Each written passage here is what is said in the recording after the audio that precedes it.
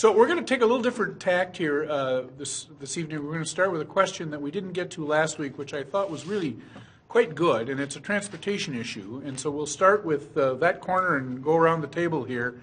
A viewer from Granite Falls who actually indicates that he's got a background in highway engineering, retired, is suggesting that we maybe need to think about a different way of raising revenue for transportation purposes.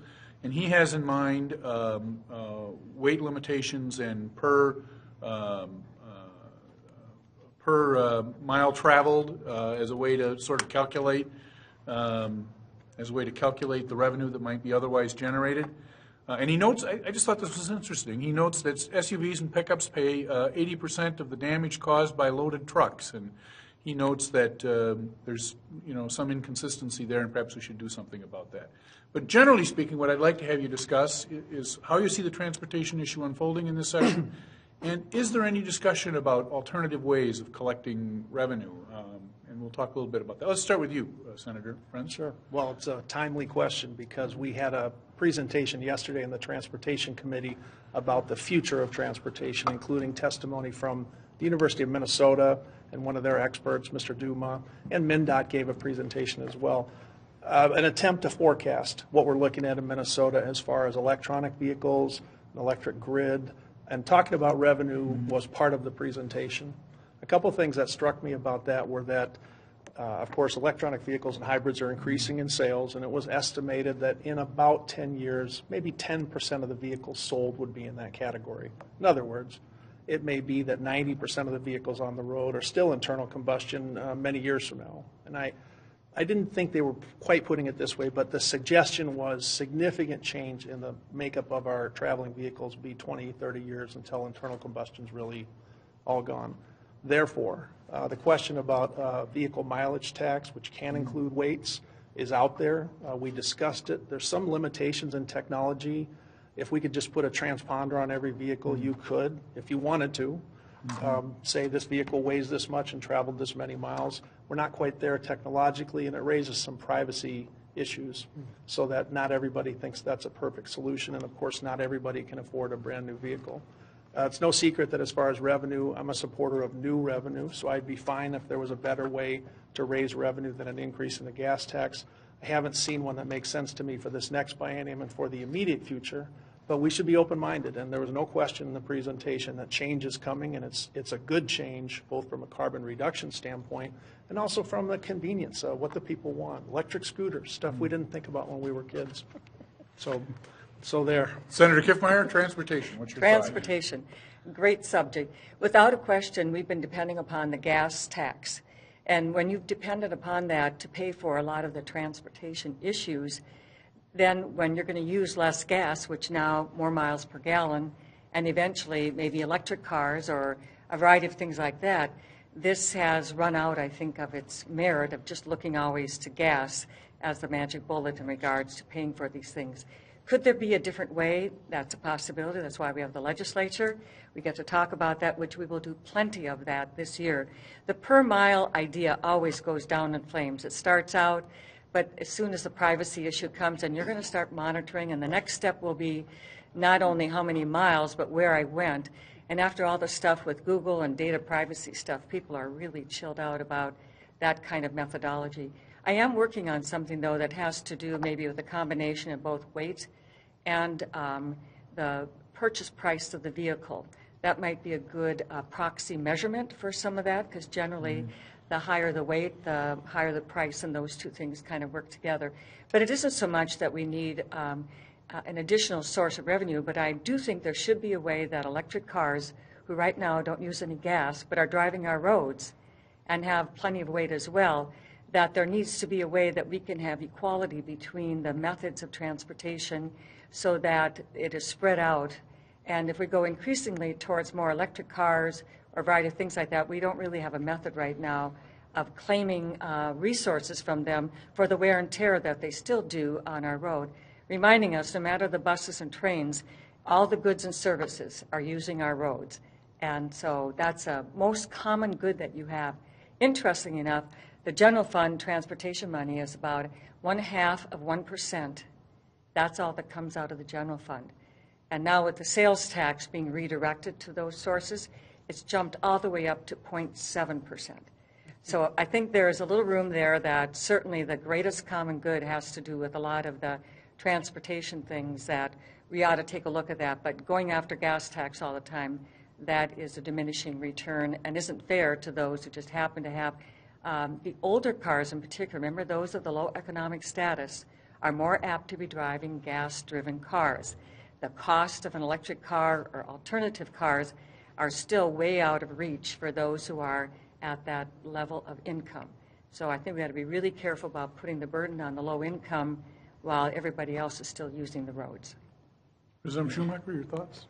Yeah, this is, I think the first thing to point out is that it's good that this discussion is happening early on in the session, that the Senate's already kicking off with conversations about it and trying to learn more is a real positive thing, because it's an issue that does need to be dealt with in a way that makes sense. As far as the funding piece goes, we all kind of agreed a few years ago about what the need out there was, and we spent a good amount of money in the last budget cycle to invest in roads and bridges. I think out of the $6 billion that it was said that we needed over the next 10 years, we were able to put in about $600 million to put kind of a down payment onto what was there. When we look at other alternatives for funding and the ability to get new revenue in there, I think it's kind of like how we look at income taxes there. We don't want to raise income taxes, but if the economy is strong and booming and growing the amount of revenue from the taxes that are there, we can embrace that and work with that. And so I would be looking for solutions that took some of that kind of perspective, and how can we grow and make it something that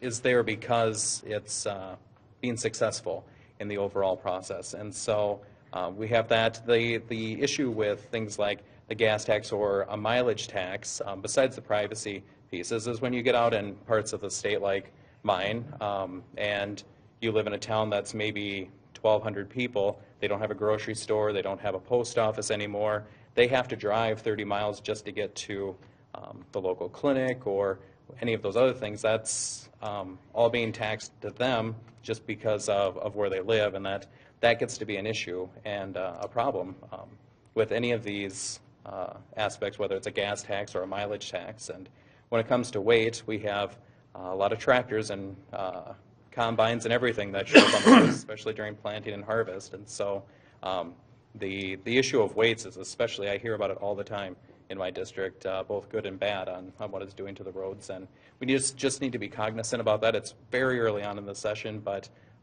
the discussions have been productive so far, I think, and I'm looking forward to seeing how this all goes. Representative Mariano? Well, you know, I served on a transportation committee many years ago, so it's been a while since I dabbled in this. I actually carried gas tax bills in the late 90s. Didn't get anywhere with them at that time. I think Representative Schumacher is absolutely right about the incredible challenges that we have by virtue of being a big and diverse state. We have communities that are heavily dependent on our roads for simple activities that often us here in the Twin Cities take pretty much for granted. Farm to market is critically important for us. Mining to market, regional center to regional center connections, higher ed access, and even, even public K-12 access is heavily dependent on a real mature, safe road system in our state. People have always known that in Minnesota. And one of the things that's remarkable, I think, about our state is that there's a real common sense problem-solving approach to this that we've had for generations. And so I really like what I'm hearing here from both sides of the aisle in terms of being open to new ideas as we struggle with what the implications of any of them might be for our incredibly diverse state. I think the important thing to keep in mind is that it's a big infrastructure. It ain't cheap. It's expensive to maintain a good, strong road system and transportation system in our state.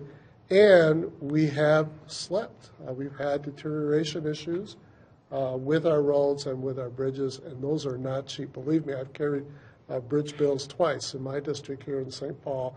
Those were pretty big, heavy lifts of tens of millions of dollars.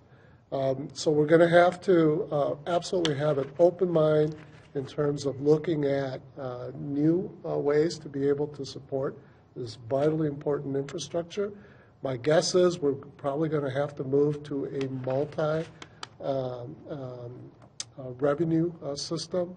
I think Senator Kiffmeyer points out that, the heavy dependence on the gas tax is a way of thinking that's probably going to be increasingly not doable and foreign to us in the years to come. Having said all that, the point is, how do we get from here to there? And in the meantime, I think one of the ways we get from here to there is to seriously look at what we're currently collecting off of our gas tax. What we put into that, we get out a whole lot in terms of a functional state. And so I think, we shouldn't absolutely say no to gas tax looks at the same time that we're looking at new revenue sources.